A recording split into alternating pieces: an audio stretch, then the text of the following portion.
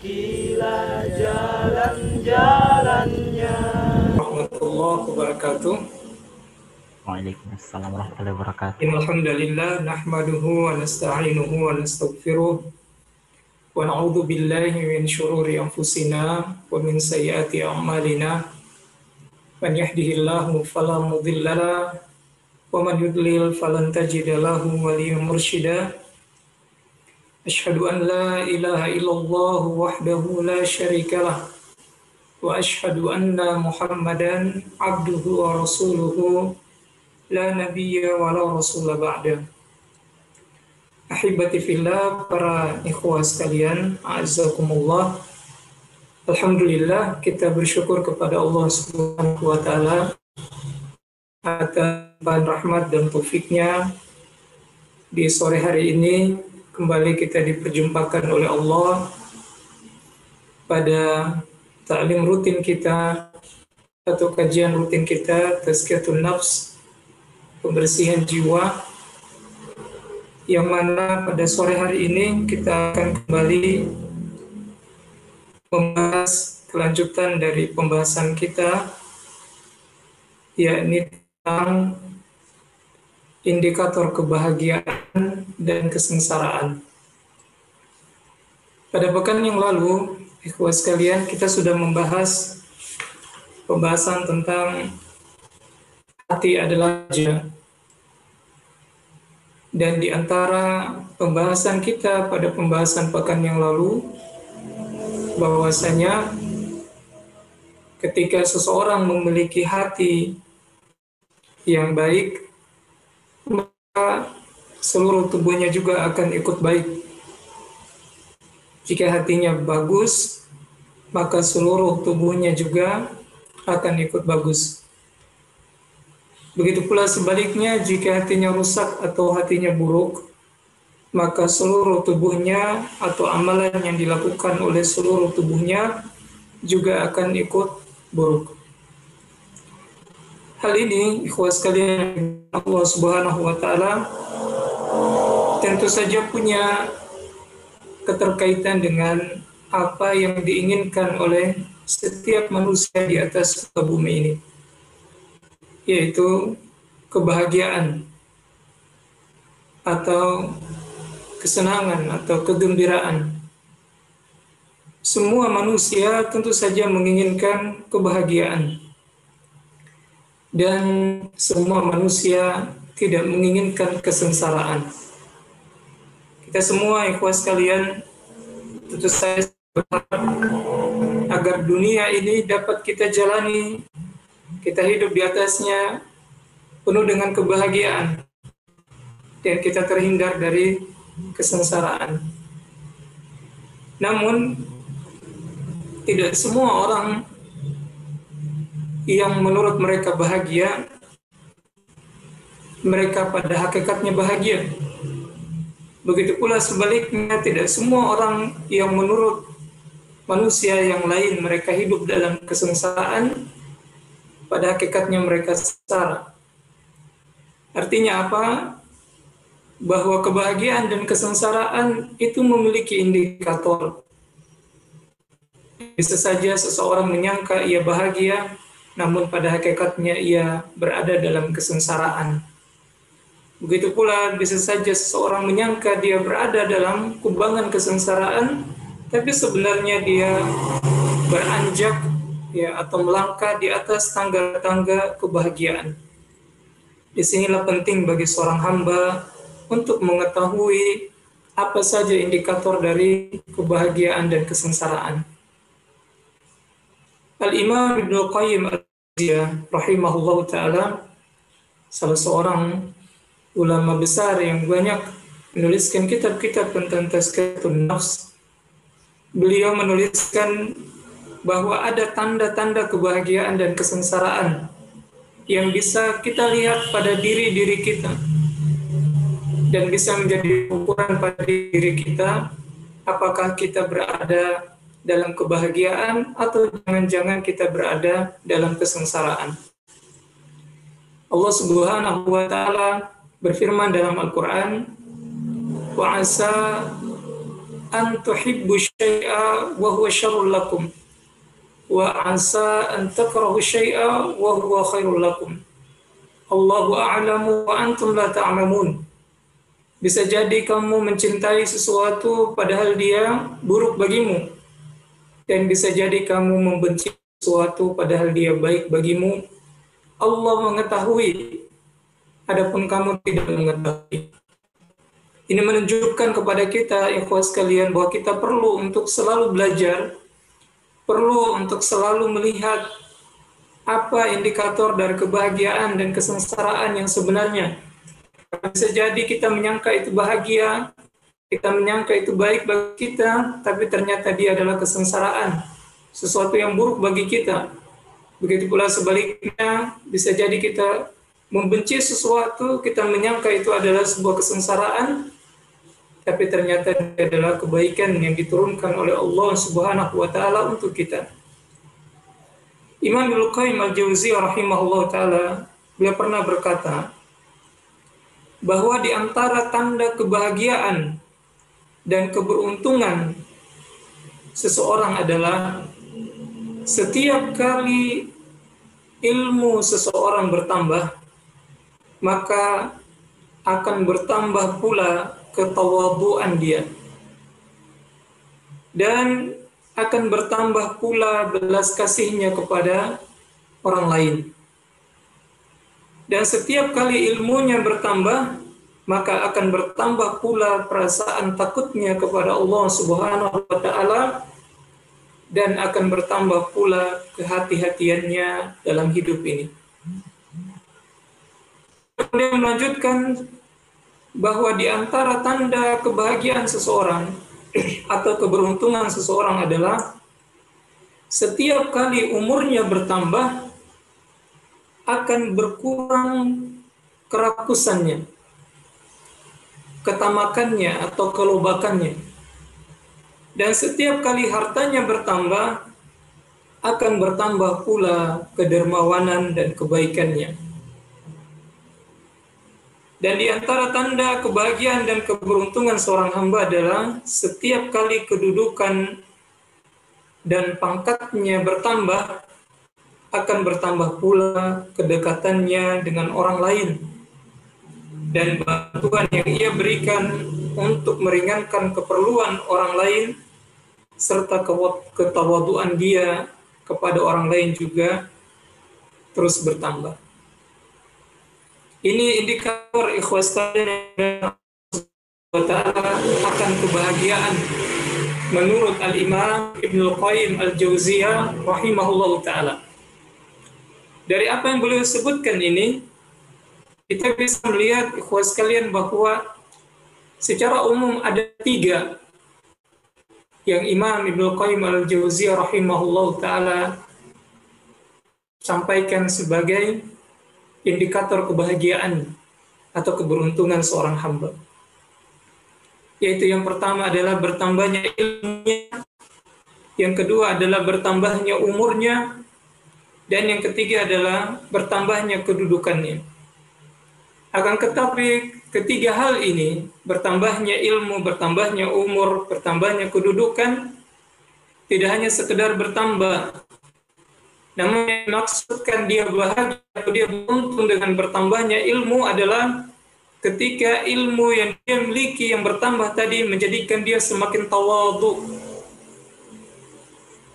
juga menjadikan dia semakin berbelas kasih kepada sesamanya, menjadikan dia semakin takut dan semakin hati-hati dalam hidupnya, semakin takut kepada Allah Subhanahu wa taala, dan semakin berhati-hati dalam kehidupannya. Begitu pula ketika bertambah umurnya atau usianya, bukan hanya sekedar bertambah saja, tapi umur dan usianya tadi menjadikan dia semakin tidak rakus dengan dunia ini. Dia juga semakin dermawan dan semakin baik. Dan ketika bertambah kedudukannya di tengah-tengah manusia, derajatnya di tengah-tengah manusia, posisi atau jabatannya di tengah-tengah manusia, bukan hanya sekedar bertambah kedudukannya, akan tetapi dengan kedudukan tersebut, dia semakin dekat dengan orang lain, dia semakin dermawan, dan dia semakin tawadhu kepada sesamanya. Ikhwas sekalian yang dimuliakan Allah Subhanahu wa taala, mari kita lihat dari indikator kebahagiaan yang disampaikan oleh Imam Ibnu Qayyim Al-Jauziyah rahimahullah taala ini. Bahwasanya beliau menyebutkan indikator kebahagiaan seorang hamba ketika ada pertambahan ilmu dalam hidupnya. Al-ilmu. Maka bisa kita katakan bahwasanya orang-orang yang tidak memiliki ilmu, mustahil dia akan bisa mendapatkan kebahagiaan dalam hidupnya. Tentu saja ilmu yang dimaksud di sini, ikhwas sekalian, adalah ilmu syar'i, ilmu tentang agama ini. Bukan ilmu yang mempelajari dunia, bukan ilmu yang mempelajari tentang ilmu alam, ilmu sosial dan lain sebagainya. Tapi ilmu yang dimaksudkan di sini adalah ilmu syar'i. Seorang akan mendapatkan kebahagiaan dalam hidupnya jika ada pertambahan ilmu syar'i dalam hidupnya.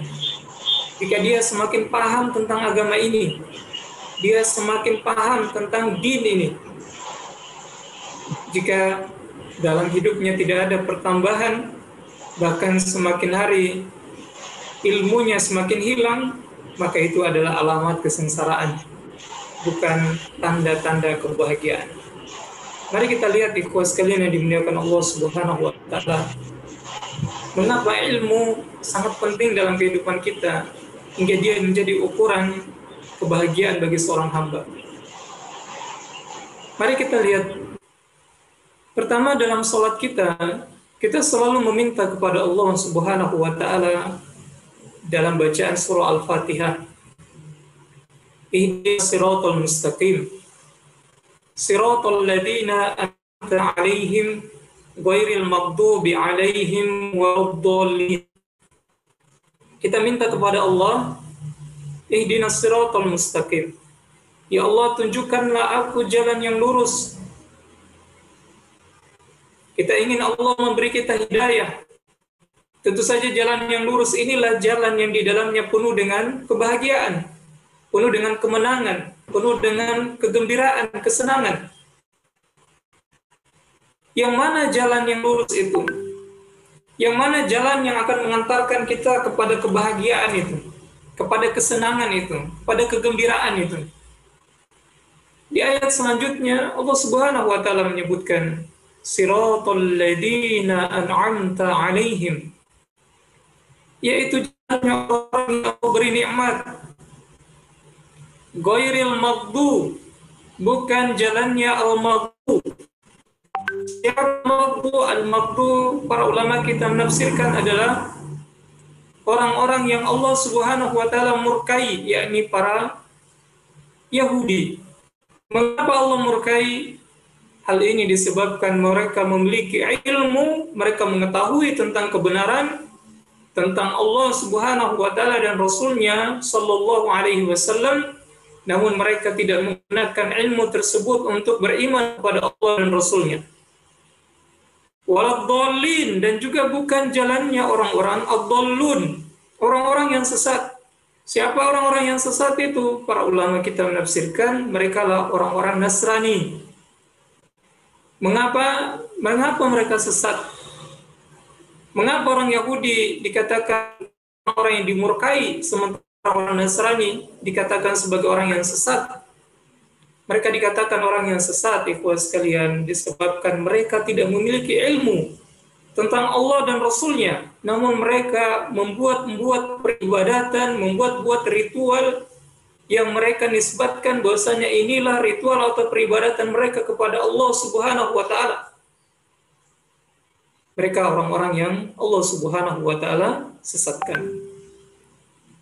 Dari sini, ikhwas sekalian yang Allah Subhanahu wa taala muliakan, kita bisa mendapatkan pelajaran bahwasanya ilmu itu sangat penting dalam kehidupan kita.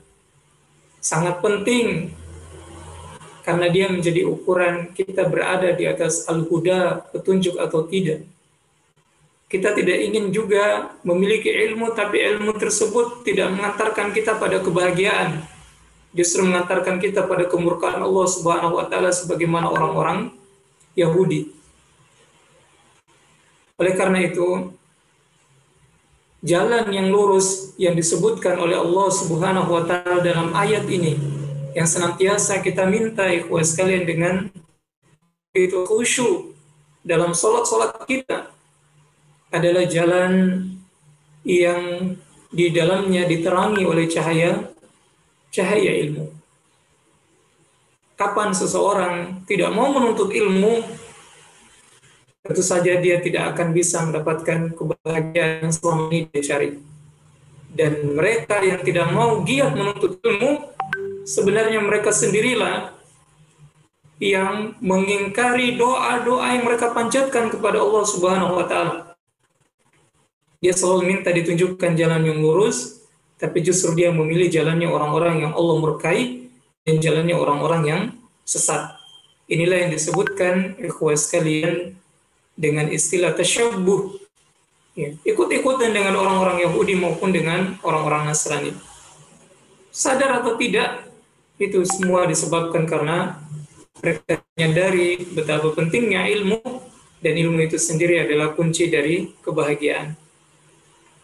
Kita lihat pula ikhwah sekalian yang dimuliakan Allah Subhanahu wa taala, di dalam Al-Qur'an terdapat banyak sekali dalil ya, tentang agungnya ilmu ini dan pentingnya ilmu ini bagi hati-hati kita, dan pentingnya ilmu ini sebagai landasan bagi kita untuk mencari kebahagiaan tadi. Di antaranya seperti yang Allah Subhanahu wa taala sebutkan dalam Al-Qur'an di surah Thaha di ayat yang ke-114. Allah Subhanahu wa taala berfirman, "Wa qur rabbi zidni ilman." Di ayat ini menunjukkan akan agungnya ilmu.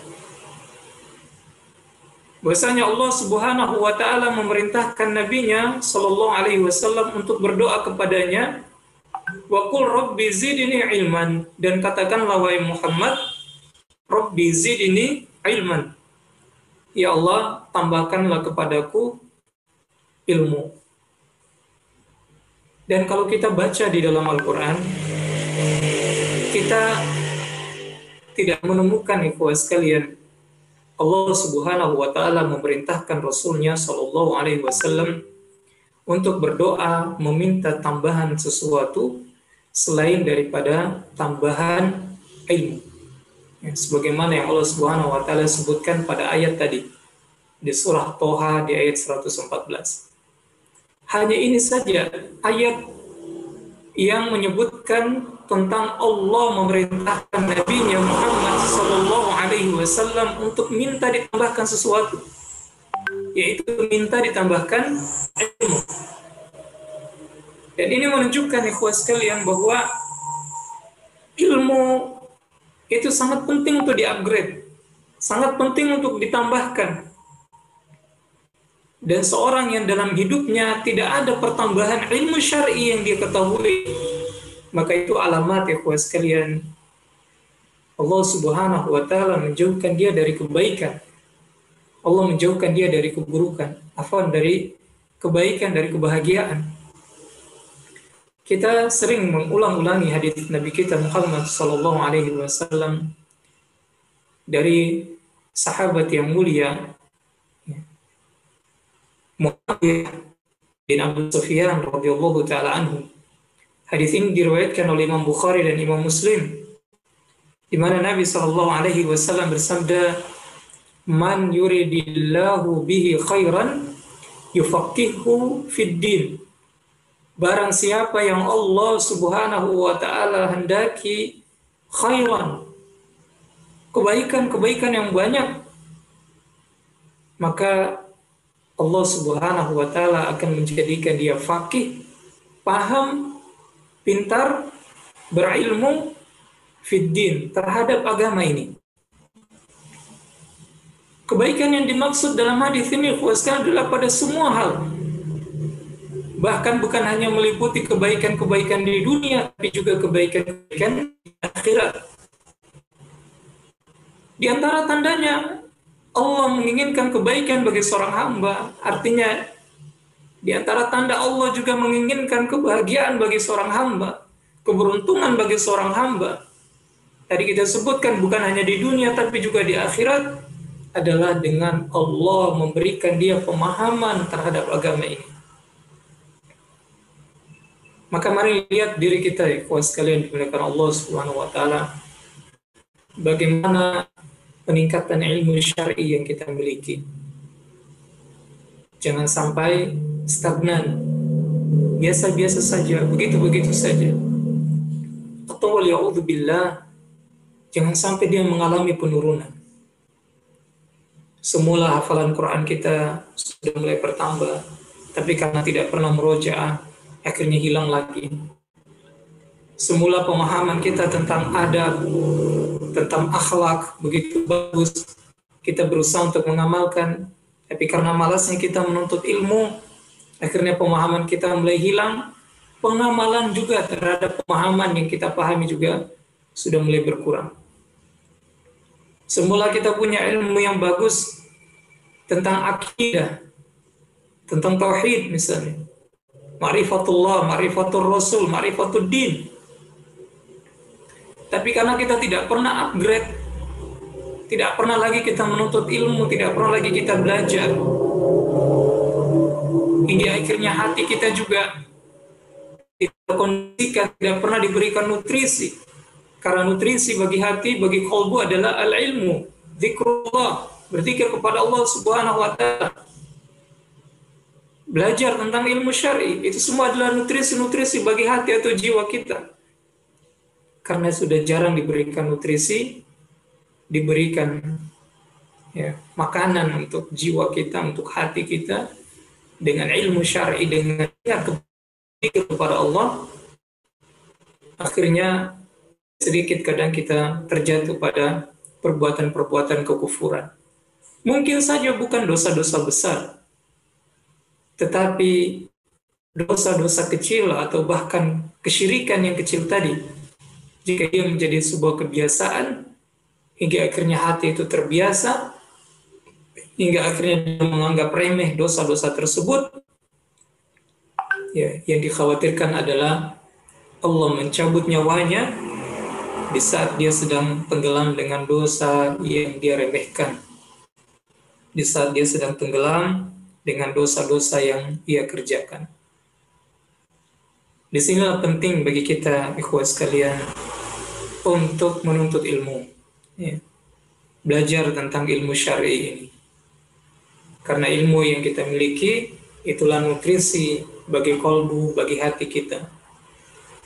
Karena Allah Subhanahu wa taala sendiri memerintahkan nabinya agar memohon padanya supaya diberikan terus-menerus ziyadah, tambahan tentang ilmu ini, ilmu syar'i ini.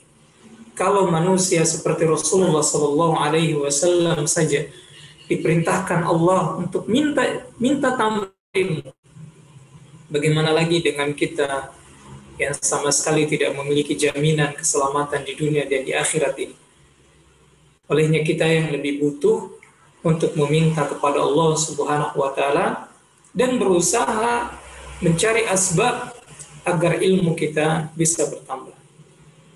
Kemudian ikhwah sekalian yang dimuliakan Allah, di antara ayat yang lain yang juga menunjukkan tentang agungnya ilmu, manfaat ilmu bagi hati kita, bagi kalbu kita, adalah firman Allah Subhanahu wa taala dalam Al-Qur'an di surah Al-Mujadilah di ayat yang ke-11. Allah Subhanahu wa taala firman, "Ya ayyuhalladzina amanu, idza qila lakum tafassahu fil majalis, fafsahu yafsahillahu lakum, wa idza qila amshuzu famshuzu, yarfa'illahu alladzina amanu minkum walladzina utul ilma darajat. Wallahu bima ta'maluna khabir."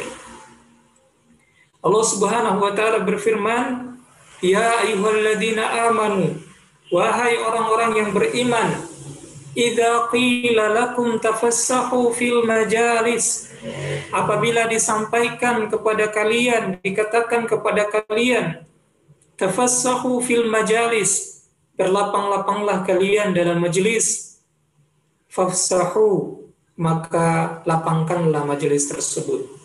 Yafsahillahu lakum, niscaya Allah Subhanahu wa taala akan memberikan lapangan kepada kalian. Kata Allah Subhanahu wa taala, wa idza qila shuzu fanshuzu. Apabila dikatakan kepadamu berdirilah kamu, maka berdirilah.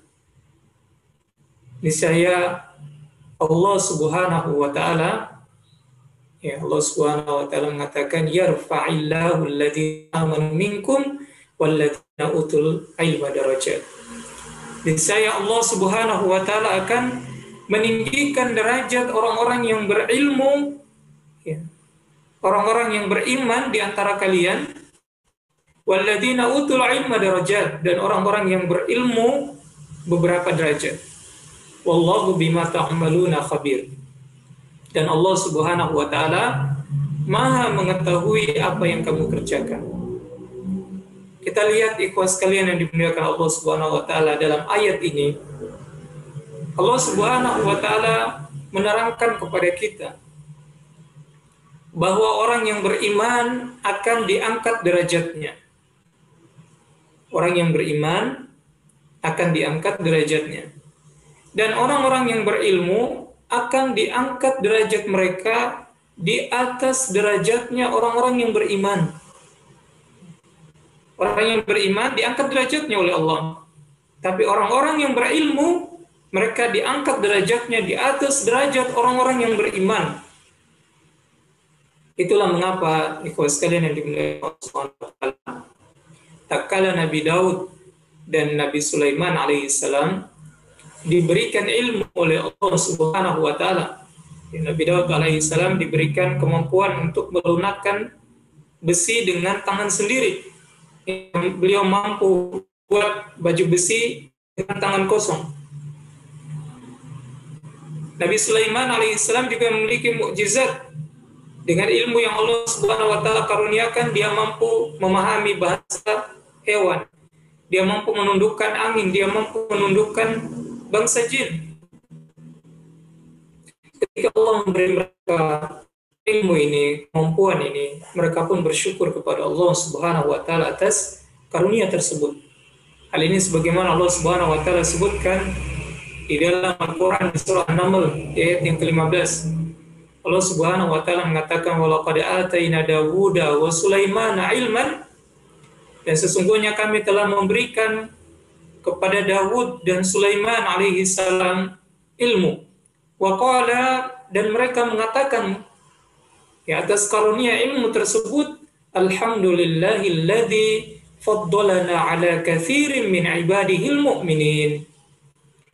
Maha suci Allah Subhanahu wa taala, itu segala puji bagi Allah Subhanahu wa taala, faddalana ala katsirin min ibadihil mu'minin, yang telah melebihkan kami ala katsirin min ibadihil mu'minin, di atas kebanyakan dari hamba-hambanya yang beriman.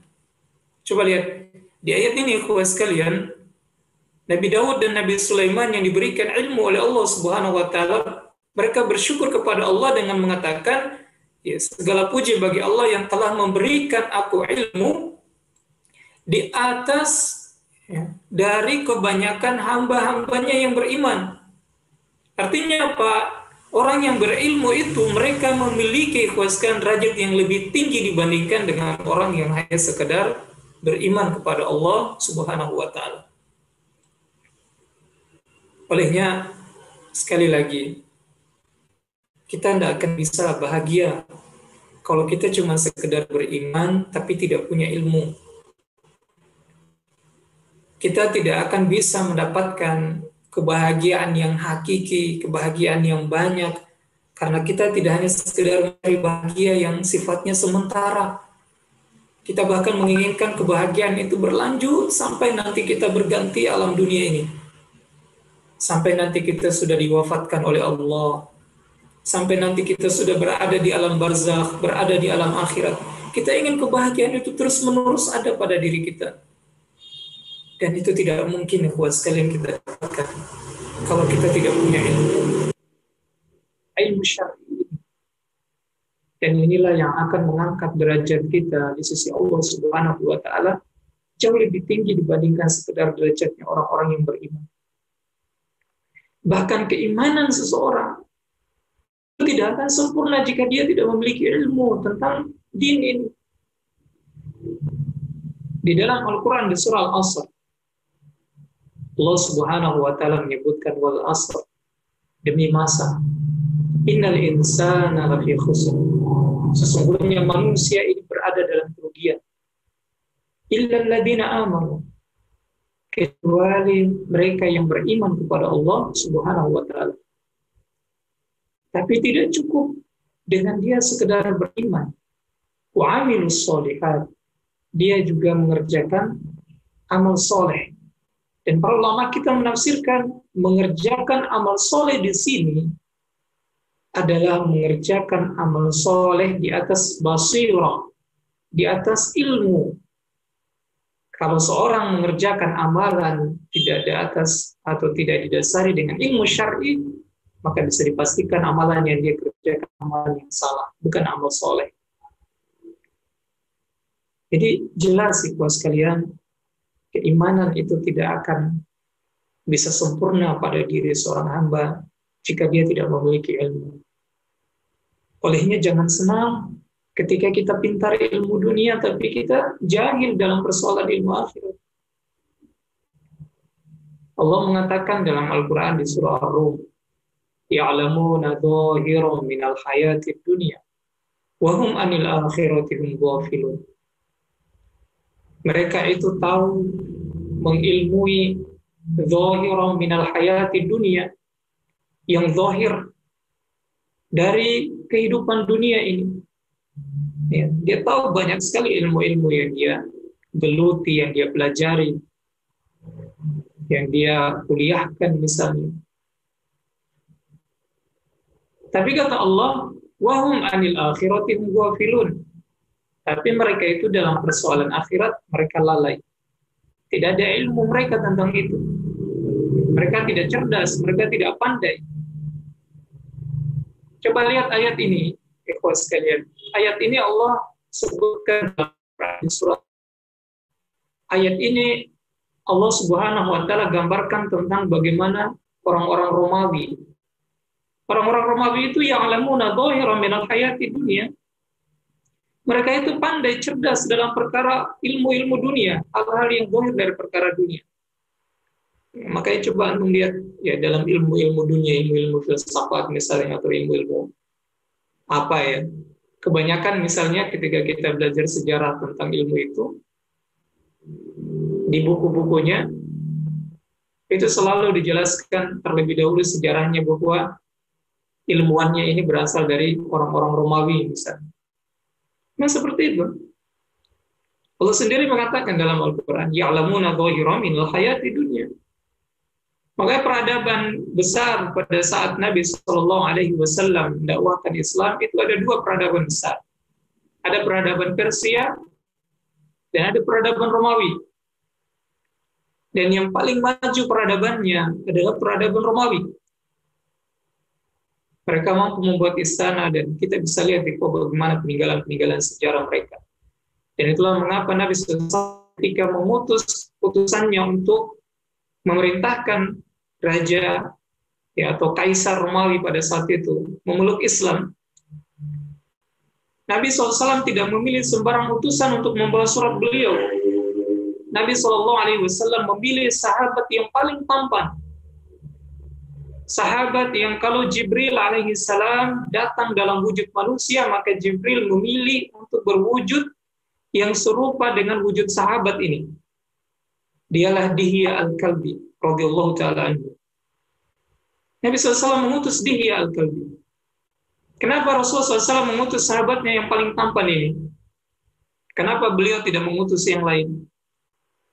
Karena sahabat yang mulia ini memang penampilannya bersih, penampilannya rupawan, penampilannya tampan, dan dia akan datang menghadap ke raja atau kaisar yang memimpin sebuah peradaban yang memang kita katakan indah. Ya, mereka paham tentang seni-seni bangunan dan lain sebagainya. Tapi Allah mengatakan di surah Ar-Rum, wahum 'anil akhirati hum ghafilun. Tapi mereka itu dalam persoalan akhirat mereka lalai, mereka bodoh. Mereka tidak tahu. Dan ini adalah kaum yang Allah Subhanahu wa taala tidak ridhoi. Jangan sampai kita tertipu, ikhwas sekalian. Kita ingin mencari kebahagiaan dengan banyak belajar ilmu dunia. Kuliah sampai S3 misalnya, ikhwas sekalian, sampai dapat guru besar, kita kuasai semua ilmu dunia itu. Dipikirnya dengan kita kuasai semua itu, kita akan dapatkan kebahagiaan. La ya ikhwah, tidak. Kalau kita, ikhwas sekalian, miskin ilmu akhirat, jahil, bodoh dalam ilmu akhirat, kita tidak akan bahagia. Kita tidak akan bahagia. Karena iman saja tidak cukup. Iman mesti, ikhwas sekalian, dijaga, diaplikasikan dengan amal yang dilandasi basirah atau ilmu tentang syariat ini. Ilmu tentang agama. Dan ikhwah yang dimuliakan oleh Allah Subhanahu wa taala, oleh karenanya juga tidaklah Allah Subhanahu wa taala memerintahkan para malaikatnya untuk sujud kepada nabi kita, ya, yang kita imani juga Nabi Adam alaihi salam, melainkan karena ilmu yang dimiliki oleh Nabi Adam alaihi salam. Padahal ini manusia, malaikat Allah Subhanahu wa taala, hamba yang tidak diragukan keimanannya kepada Allah Subhanahu wa taala. Hamba yang senantiasa taat kepada Allah, tidak pernah bermaksiat kepada Allah. Akan tetapi Allah memberikan derajat Adam alaihi salam dibandingkan dengan para malaikat disebabkan karena ilmu yang dimiliki oleh Adam alaihi salam. Wa idh qala rabbuka lil malaikati inni ja'ilun fil ardi khalifah qalu ataj'alu fiha man yufsidu fiha wa yasfiku ad-dima' wa nahnu nusabbihu bihamdika wa nuqaddisu lak. Dan ketika Allah Subhanahu wa taala mengatakan kepada para malaikat bahwa saya akan menciptakan di atas muka bumi khalifah, maka para malaikat mengatakan kepada Allah, ataj'alu fiha may yufsidu fiha wa yasfiku ad-dima'. Ya Allah, kamu mau menciptakan di atas muka bumi manusia-manusia membuat kerusakan dan menumpahkan darah. Wa nahnu nusabbihu bihamdik wa nuqaddisu lak. Ada kami yang senantiasa memujimu dan kami selalu mensucikanmu. Ya Allah mengatakan bahwa Allah Subhanahu wa taala mengetahui apa yang tidak kamu ketahui. Di ayat yang selanjutnya, di ayat yang ke-31, Allah mengatakan wa 'allama Adama al-asma'a kullaha thumma 'aradahum 'alal malaikah. Ketika sudah sempurna penciptaan Adam alaihissalam, Allah Subhanahu wa taala mengajarkan kepada Adam, wa 'allama Adama al-asma'a kullaha. Kata Allah, dan diajarkan kepada Adam nama-nama benda seluruhnya. Sesudah itu kata Allah, thumma 'aradahum 'alal malaikah. Kemudian ya, dipanggillah para malaikat, ya, dikemukakannya kepada para malaikat. Lalu Allah Subhanahu wa taala berfirman, ambiuni bi asma'i haula'i in kuntum shadiqin. Allah bilang kepada para malaikat, coba kabarkan kepada saya, sampaikan kepada saya nama-nama benda ini kalau kamu memang orang-orang yang benar. Para malaikat sudah diajarkan ilmu itu. Makanya para malaikat menyadari, mereka mengatakan, qalu subhanaka la ilma lana ma 'allamtana. Mereka mengatakan, maha suci Engkau ya Allah. Tidak ada yang kami ketahui kecuali apa yang telah Engkau ajarkan kepada kami. Ikhwah, jadi di antara kemuliaan Nabi Adam alaihi salam adalah dengan ilmu yang ia miliki. ilmu yang diajarkan oleh Allah Subhanahu wa taala kepadanya.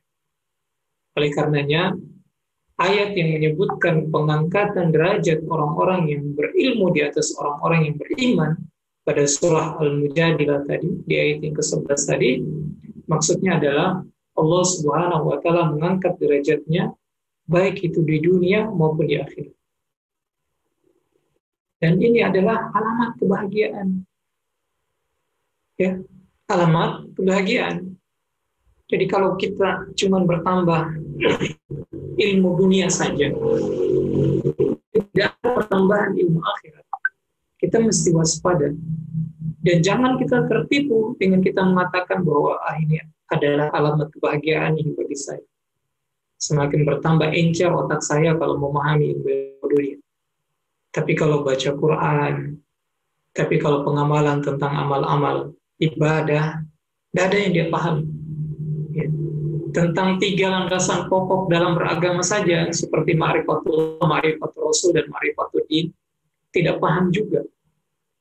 Itu bukan alamat kebahagiaan, kuasa. Jadi alamat kebahagiaan adalah ketika kita memiliki pertambahan ilmu syar'i. Bahkan bukan hanya sekedar Allah mengangkat derajat kita dibandingkan dengan orang-orang kafir, yang tentu saja mereka dihinakan oleh Allah Subhanahu wa taala, tapi juga Allah Subhanahu wa taala akan mengangkat derajat kita lebih dibandingkan dengan orang-orang yang sekedar beriman kepada Allah Subhanahu wa taala. Kita lihat ikhwah sekalian yang dimuliakan Allah, dunia ini telah lewat banyak sekali orang-orang hebat.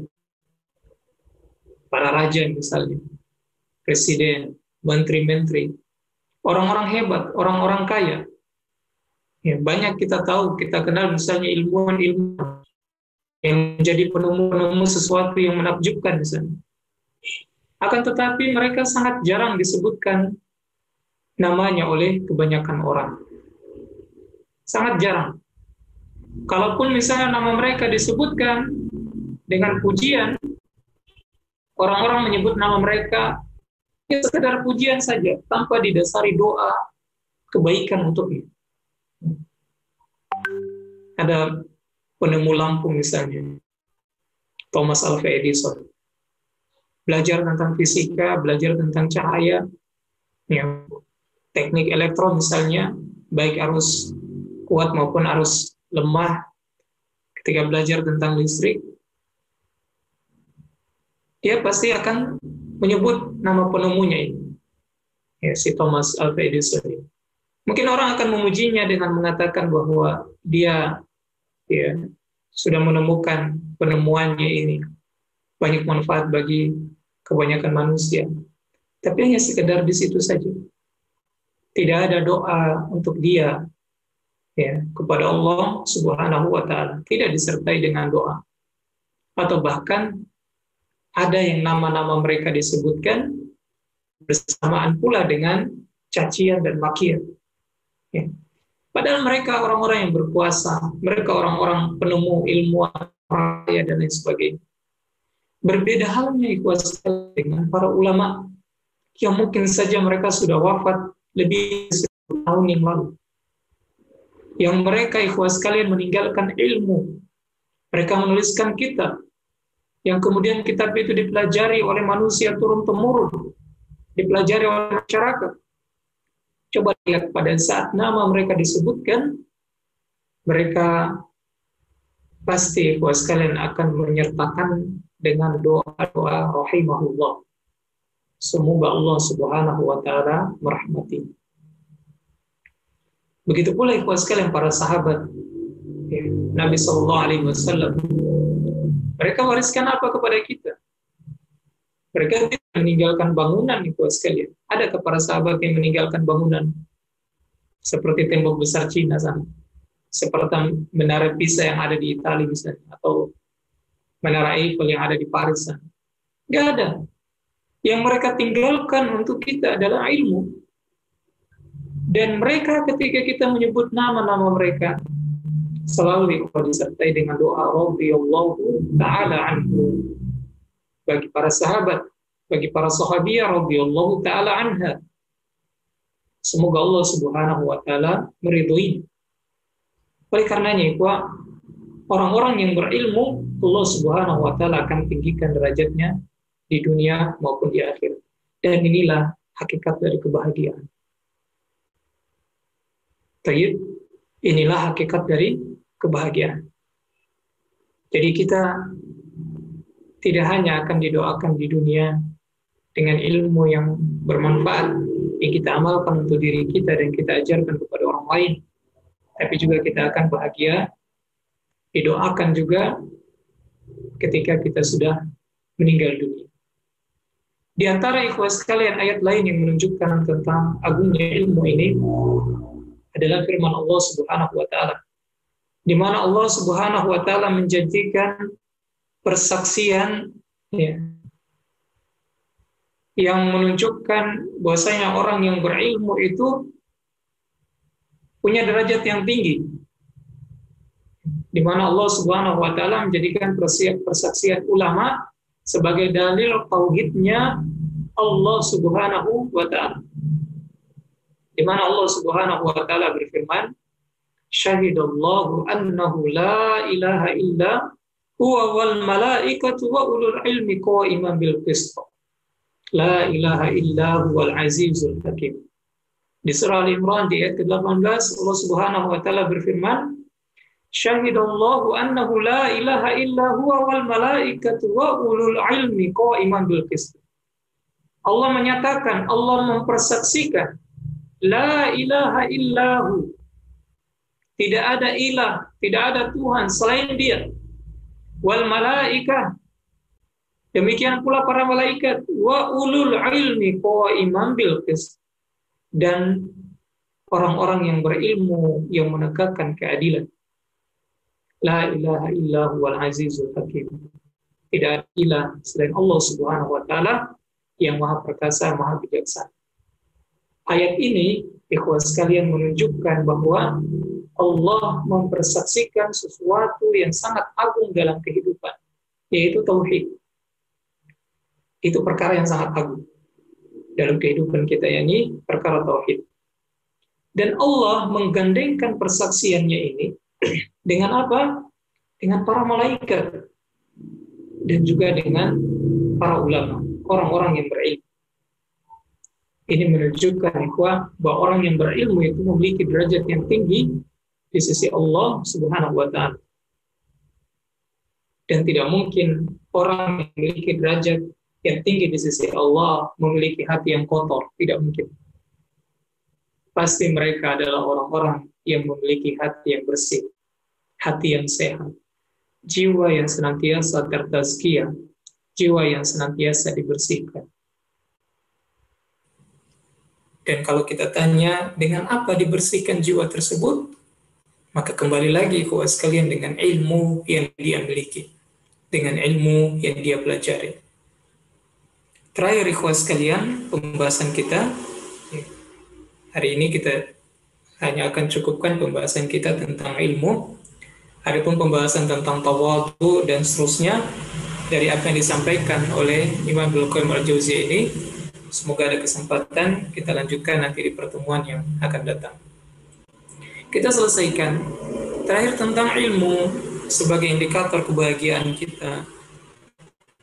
Ikhwan yang dimuliakan Allah Subhanahu wa taala, ada satu doa yang selalu biasa kita panjatkan kepada Allah. Doa itu kita kenal dengan doa sapu jagat. Maksudnya doa untuk kita meminta kebaikan di dunia dan di akhirat. Apa doanya? Nabi SAW mengajarkan kita doa ini. Rabbana atina fid dunya hasanah wa fil akhirati hasanah wa qina adzabannar. Ya Allah, berikanlah kami kebaikan hidup di dunia dan juga kebaikan di akhirat, dan selamatkanlah kami dari jilatan atau siksa api neraka. Ikhwah sekalian, kebahagiaan hidup di dunia itu kebaikan hidup di dunia itu, tahukah kita, ternyata dia hanya bisa didapatkan dengan ilmu syar'i. Ketika menafsirkan firman Allah Subhanahu wa taala, "Rabbana atina fid dunya hasanah." Surah Al-Baqarah di ayat 1 itu ya. Al-Hasan rahimahullah taala, ya, Hasan Al-Basri rahimahullah taala, ketika menafsirkan ayat ini, Rabbana atina fid dunya hasanah, ya Allah berilah kami kebahagiaan atau kebaikan di dunia. Beliau rahimahullah taala menyebutkan kebaikan di dunia itu, ya, adalah ilmu dan ibadah. Ilmu dan ibadah. Ketika beliau rahimahullah ta'ala melanjutkan tafsirnya, firman Allah, wa fil akhirati hasanah, dan kebaikan juga di akhirat, maka Al-Imam Hasan Al-Basri mengatakan, kebaikan di akhirat itu adalah surga. Dan ini tafsir yang paling baik. Jadi ikhwah, kalau kita selalu minta kepada Allah, Rabbana atina fid dunya hasanah, wa fil akhirati hasanah, wa qina adzabannar, ya Allah berikan kepada aku kebaikan di dunia, kebaikan di akhirat, dan lindungi aku dari jilatan api neraka. Kebaikan di dunia itu indikatornya apa? Kebaikan di dunia indikatornya, kata Imam Hasan Al-Basri, adalah ilmu dan ibadah. Itu kebaikan di dunia. Jadi bukan pada harta yang kita miliki, kedudukan yang kita miliki, bukan. Kebaikan di dunia dia ukur dengan gelar sarjananya, salah ya sekalian. Kebaikan di dunia dia ukur dengan banyaknya materi yang dia miliki, salah. Bukan itu ukuran kebaikan yang kita selalu minta dalam doa, Rabbana atina fid dunya hasanah. Bukan itu ukuran kebaikan dunia. Ukuran kebaikan dunia itu adalah ilmu dan ibadah. Itu ukuran kebaikan dunia. Wa fil akhirati hasanah, dan kebaikan di akhirat, kata Imam Hasan Al-Basri, kebaikannya di akhirat itu adalah al-jannah, surga. Ikhwah, hari ini kita mendengarkan kabar duka wafatnya salah seorang syekh, salah seorang alim, Syekh Ali Jabir rahimahullah ta'ala. Semoga Allah subhanahu wa ta'ala merahmatinya, mengampuni dosanya, dan mengaruniakan surga untuknya. Spontan banyak kita dapatkan kabar status yang semua disertai dengan doa. Dan lihatlah ikhwah, apa yang menjadikan dia didoakan kebaikan oleh banyak orang. Bukan karena harta yang dia miliki, bukan karena gelar yang dia miliki, tapi karena ilmu dan ibadah yang dia kerjakan.